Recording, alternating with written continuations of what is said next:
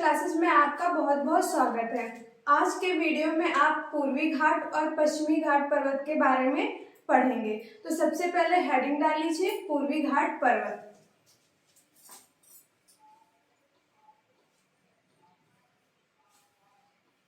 पूर्वी घाट पर्वत।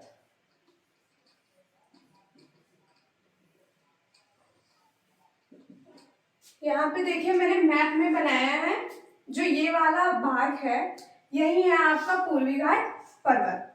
और पिछले वीडियो में मैंने आपको बताया था कि पूर्वी घाट पर्वत और पश्चिमी घाट पर्वत दक्षिण में नीलगिरी की पहाड़ियों द्वारा मिलते हैं। ठीक है, तो ये है आपका पूर्वी घाट पर्वत। अब इसका विस्तार कहाँ से कहाँ तक है? तो जो इसका विस्तार है वो महानदी घाटी से दक्षिण में नीलगिरी की पहाड़ियों तक है। और जो महानदी घाटी है वो कहाँ है आपकी? उड़ीसा में पड़ेगी। ठीक है, तो यहीं पे आपकी वो घाटी पड़ेगी। तो मैं यहाँ पे लिखती हूँ, आप लोग पॉइंट्स नोट करते चलिएगा। विस्तार महानदी घाटी से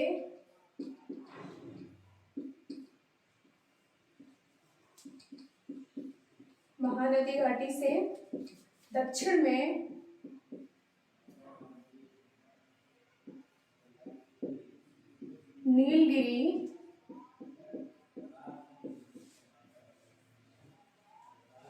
नीलगिरी पहाड़ियों तक।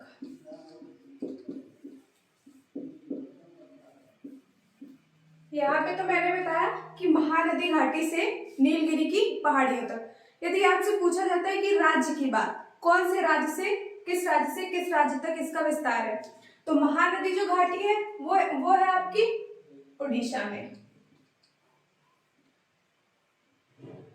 ठीक है, और जो नीलगिरी की पहाड़ियां हैं वो है तमिलनाडु।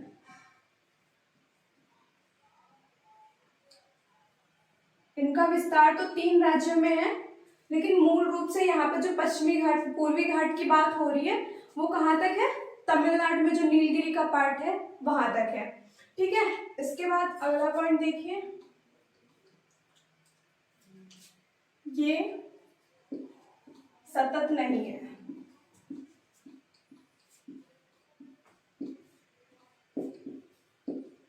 ये सतत नहीं है क्योंकि महानदी गोदावरी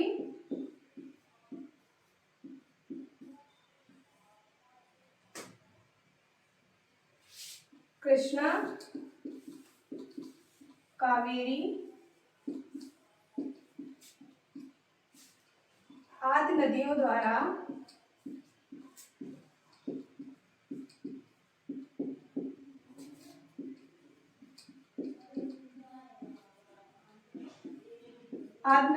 जगह जगह पर अपरदित किया गया है।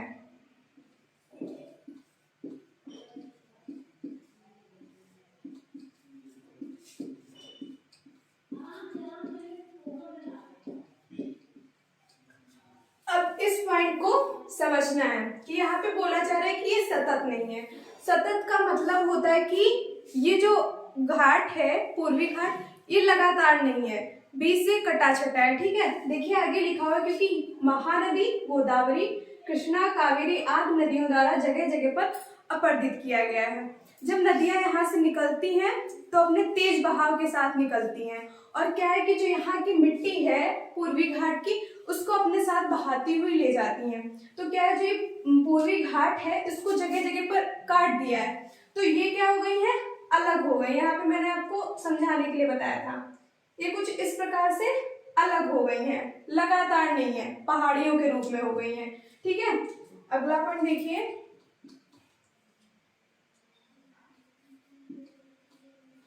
ये कटी छटी है।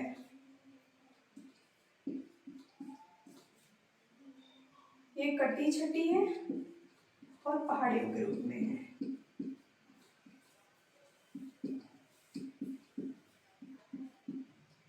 और पहाड़ियों के रूप में,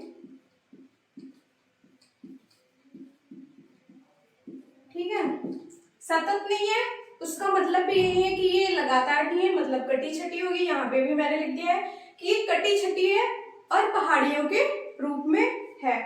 तो अब इसमें कौन कौन सी पहाड़ियां पड़ेंगी पूर्वी घाट में, ये देखिए।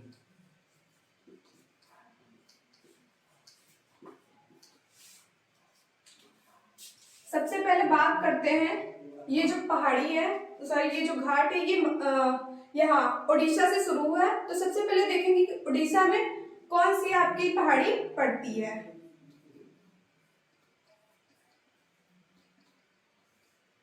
उड़ीसा में महेंद्रगिरी,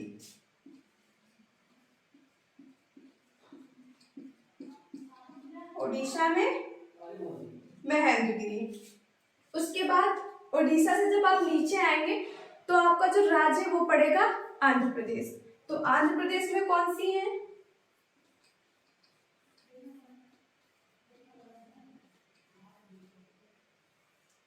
आंध्र प्रदेश में नल्लामल्ला,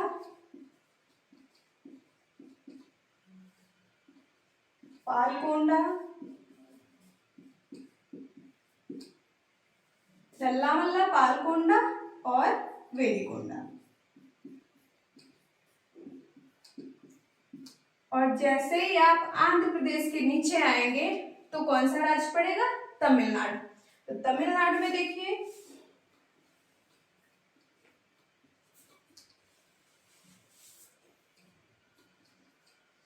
तमिलनाडु में पंचमलाई,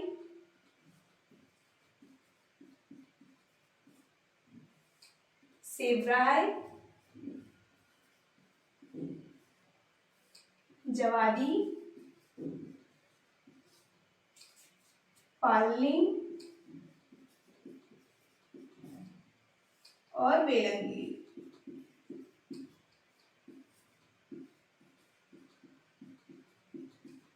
और वेलंगिरी यहाँ की प्रमुख पहाड़ियां हैं।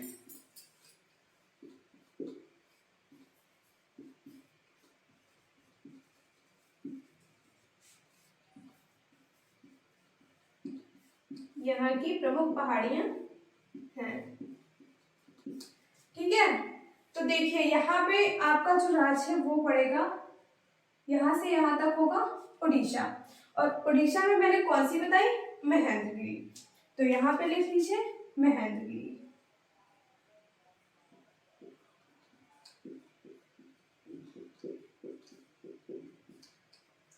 उसके बाद देखिए आंध्र प्रदेश में नल्लामल्ला, पालकोंडा, वेलिकोंडा।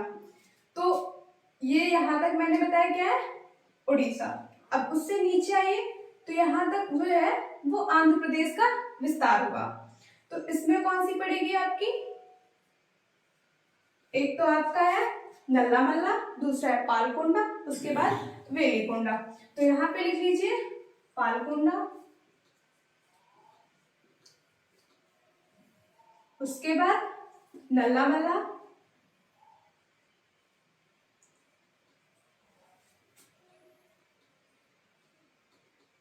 और ये वेलिकोंडा।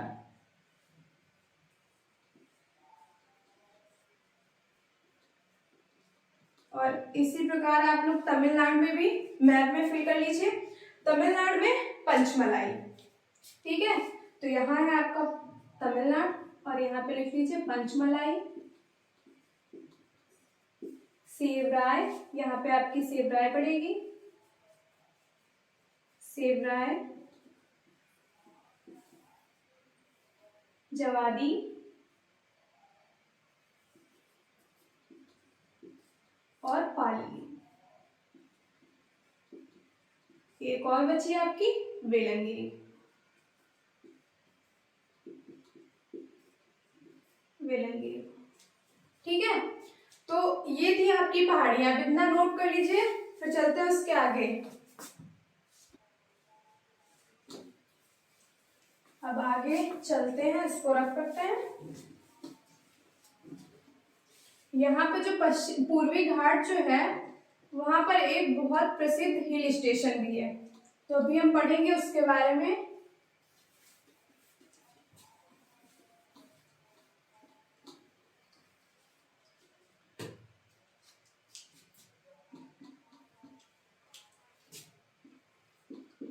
तमिलनाडु, तमिलनाडु का प्रसिद्ध हिल स्टेशन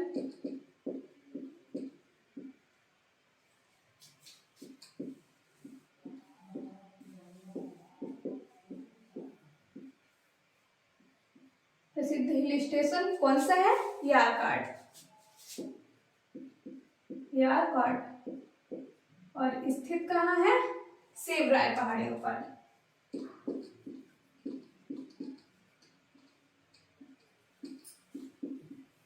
सेवराय पहाड़ियों पर स्थित है।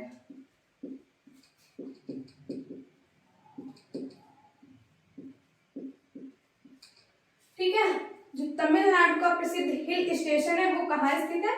सेवराय पहाड़ियों पर स्थित है। अब हम देखेंगे कि जो पूर्वी घाट पर्वत की सबसे ऊंची चोटी कौन सी है। ठीक है, तो जो पूर्वी घाट पर्वत की सबसे ऊंची चोटी है वो है विशाखापट्टनम, और कहाँ पड़ती है? आंध्र प्रदेश में।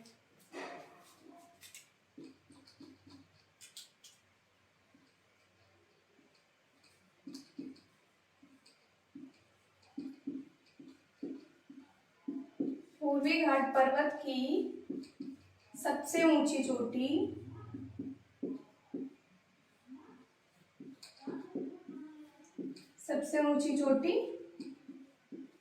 विशाखापट्टनम।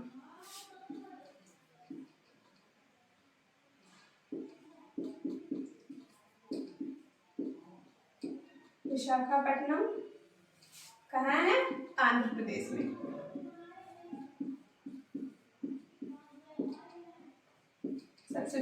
सबसे ऊंची चोटी कौन सी है? विशाखापट्टनम। उसके बाद दूसरी सबसे ऊंची चोटी कौन सी है? तो वो है आपकी महेंद्रगिरी। ठीक है, मैं लिख देती हूँ यहाँ पे, दूसरी सबसे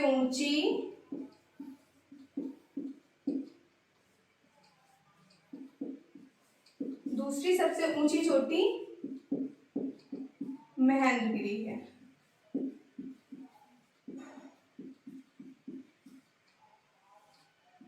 और महेंद्रगिरी तो आप सभी को पता है कि कहाँ है? ओडिशा में। ठीक है, इतना जो है वो आप पूर्वी घाट के जो इम्पोर्टेंट पॉइंट्स थे वो मैंने आपको बता दिए। अब हम पढ़ेंगे क्या? पश्चिमी घाट। ठीक है, तो इतना आप लोग नोट कर लीजिए। अब हेडिंग ले लीजिए यहाँ पे, पश्चिमी घाट।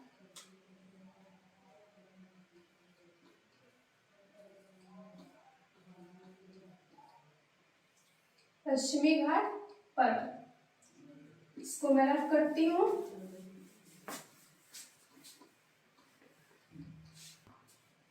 तो सबसे पहले हम देखेंगे पश्चिमी घाट पर्वत का विस्तार कहाँ से कहाँ तक है।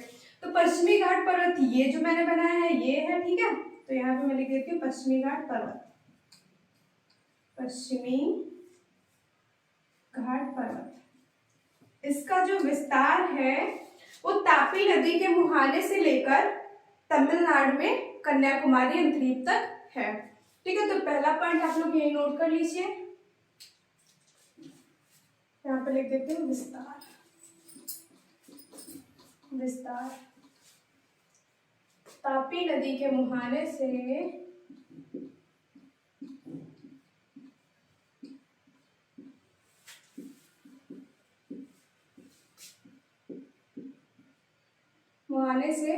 कन्याकुमारी तक।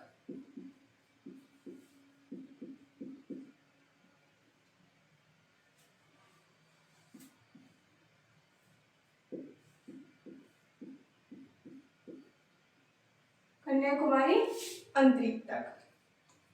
ठीक है, और यदि राज्यों की बात करी जाए तो ये जो ताप्ती नदी का मुहाना है वो गुजरात से स्टार्ट होगा, यहाँ से। ठीक है, तो ये गुजरात में आएगा, और कन्याकुमारी अंतरिक्ष वो कहाँ है? तमिलनाडु में।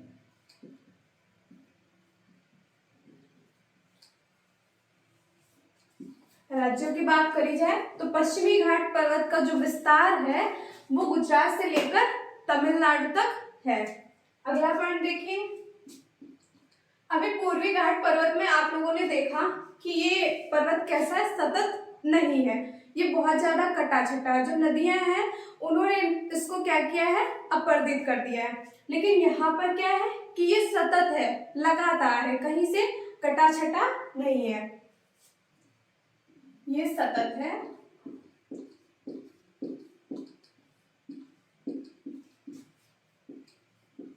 और इसे केवल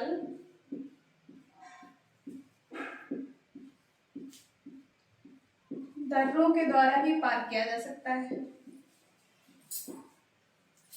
दर्रों के द्वारा ही पार किया जा सकता है।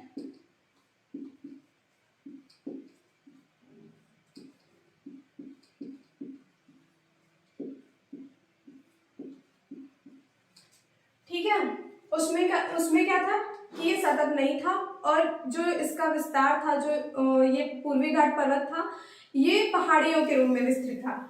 लेकिन यहाँ पर क्या है कि ये सतत है, लगातार है, एक दीवार की भांति खड़ा हुआ है, इसको केवल दर्रों के द्वारा ही पार किया जा सकता है। तो हम देखेंगे कि इसमें कौन से दर्रे पड़ेंगे। तो देखिए, इसमें प्रमुख दर्रे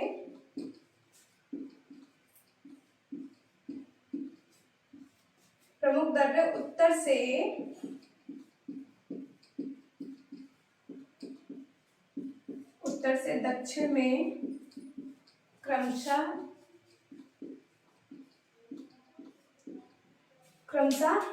पहले लिखे थाल घाट, उसके बाद थाल घाट कहाँ पड़ेगा, महाराष्ट्र में।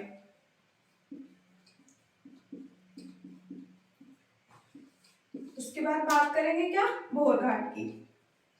थाल घाट, भोर घाट, और भोर घाट कहाँ है, महाराष्ट्र में, ये भी है।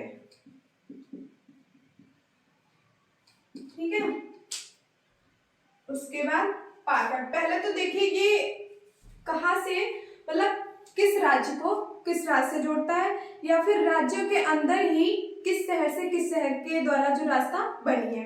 ठीक है, तो थाल घाट जो है वो मुंबई को नासिक से जोड़ेगा,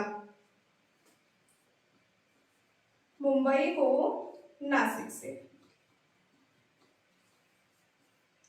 बात करी जाए भोर घाट करने की, तो वो मुंबई को पुणे से जोड़ेगा, मुंबई को पुणे से। उसके बाद में बात करेंगे पाल घाट दर्रे की। पाल घाट, तो पाल घाट जो है वो है केरल में, और ये जोड़ेगा केरल को तमिलनाडु से, केरल को तमिलनाडु से। उसके बाद देखेंगे एक दर्रा और है आपका सेनकोट्टा, सेनकोट्टा। तो ये कहाँ है, ये भी केरल में है, ये कहाँ है, केरल में है। और ये किसको जोड़ेगा, जो केरल की राजधानी है तिरुवनंतपुरम, पहले उसे लिखे तिरुवनंतपुरम,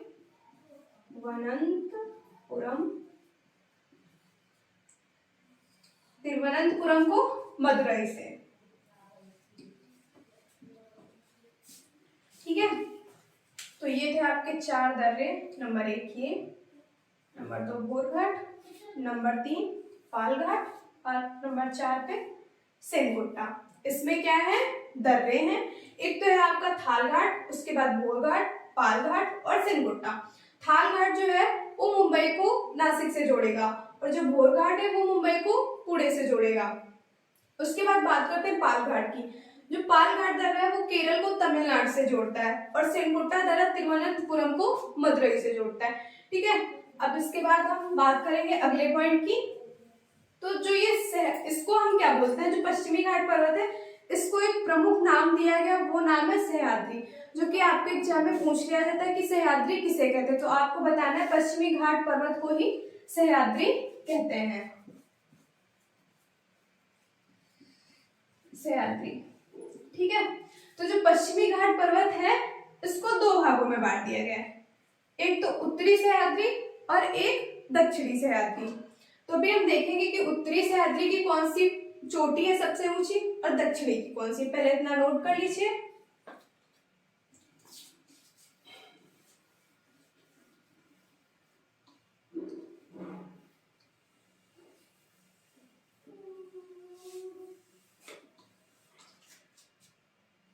इसको दो भागों में बांट दिया गया। तो पहले लिखेंगे हम क्या, सह्याद्री के बारे में पढ़ेंगे। उत्तरी सह्याद्री, जो उत्तरी सह्याद्री है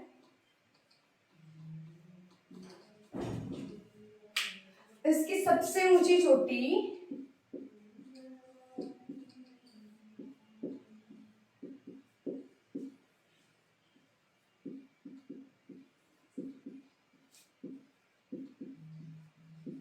कलसुबाई। कलसुबाई कहाँ है, महाराष्ट्र में।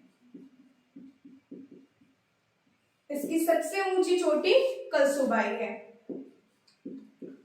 और बात करी जाए दक्षिणी सह्याद्री की, ये तो था उत्तरी, ठीक है। इसकी सबसे ऊंची चोटी कौन सी है, कलसुबाई। और दक्षिणी की कुद्रेमुख। ठीक है, तो दूसरा पॉइंट भी लिख लीजिए, दक्षिणी सह्याद्री।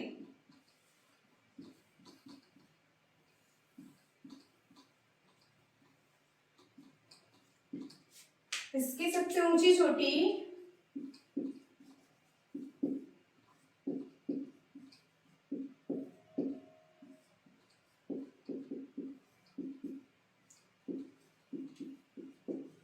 कुद्रेमुख है। और कुद्रेमुख कहाँ स्थित है, कर्नाटक में। कुद्रेमुख है, ठीक है। अब यहां से आपका क्वेश्चन कैसे बन सकता है, आपसे पूछा जा सकता है कि उत्तरी सह्याद्री की सबसे ऊंची चोटी कौन सी है, तो आपको क्या बताना है, कलसुबाई। उसके बाद बात करी जाए दक्षिणी सह्याद्री, तो दक्षिणी सह्याद्री की सबसे ऊंची चोटी कौन सी है, तो है कुद्रेमुख। ठीक है, एक पॉइंट बचा है आपका, वो भी लिख लीजिए।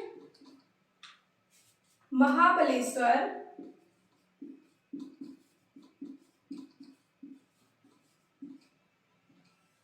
महाबलेश्वर सह्याद्री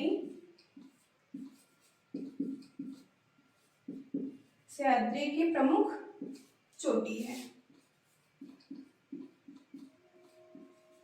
ठीक है, जो महाबलेश्वर है वो सह्याद्री की प्रमुख चोटी है। तो आप लोगों ने पूर्वी घाट पर्वत भी पढ़ लिया और पश्चिमी घाट पर्वत भी पढ़ लिया। और ये यहाँ पे जो ये नीलगिरी था और उसके बाद अन्नामलाई के बाद कार्डमम, तो ये तीनों जो पहाड़ियां थी वो आप लोगों ने पिछले पार्ट में पढ़ी थी। ठीक है, और यहाँ पे एक पॉइंट और लिख लीजिए आप लोग, जो ये सह्याद्री है, पूरा सह्याद्री, ठीक है, पूरे पश्चिमी घाट पर्वत की बात हो रही है, तो इसके जो उत्तर दिशा में है गुजरात में गिर की पहाड़ियां हैं। ठीक है, कौन सी हैं, गिर की पहाड़ियां। वो किसके लिए प्रसिद्ध है, शेरों के लिए प्रसिद्ध है। तो यहाँ पे लिख लीजिए गिर की पहाड़ियां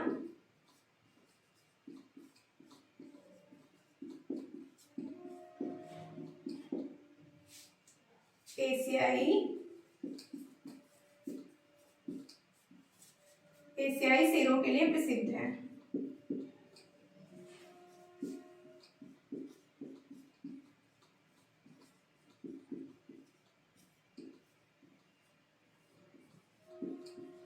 ठीक है, गिर की पहाड़ियां कहाँ है, गुजरात में, और किसके लिए प्रसिद्ध है, एशियाई शेरों के लिए। और जो पश्चिमी घाट है, पश्चिमी घाट के उत्तर दिशा में स्थित है। तो आशा करती हूँ कि आप लोगों को मेरा वीडियो पसंद आया होगा, तो लाइक, सब्सक्राइब और शेयर जरूर करिए। धन्यवाद।